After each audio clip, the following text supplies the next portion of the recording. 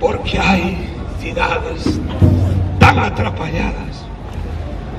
tan embeleñadas e cabronas, tan insoportables, espalladas, esmajadas, tan feridas e rabuñadas por zuruxanos de entrañas metálicas, tan escachadas, estoupadas por fogueiras, lumeiras, fachos de luz e buxenas ao vento, tan procurando cegas máis avante,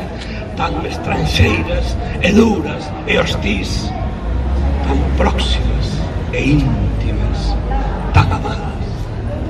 tan odiadas, abominadas e detestadas por meu odiado amigo amado Noia,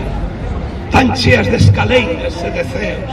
tan cheas de partidas de chave en Espiñeiro Teis cos metalúrxicos, tan cheas de postouros para as chaves que abrirán o definitivo asalto,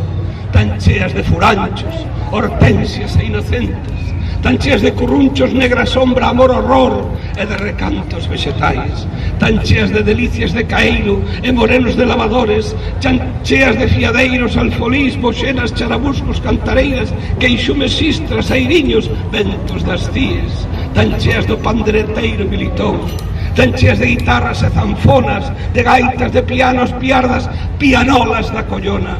tan vivas e rolideiras, tan repantrijadas de louradas ao sol, á luz, ao mar de liño azul en maio e sempre, tan campamento de inverno e de días de labor, tan barcos de pedra, tan baleiras e ausentes e outra vez cabronas, tan ausentes,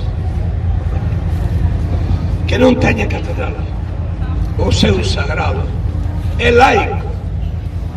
sin tempo de silencio, teñen tempo de ría. Hai cidades que quixeron en vigués, vividas e lembradas, cidades que ainda queren feitas cada día e novamente ditas. Abur, Vigo combativo, adeus, combatente Teis,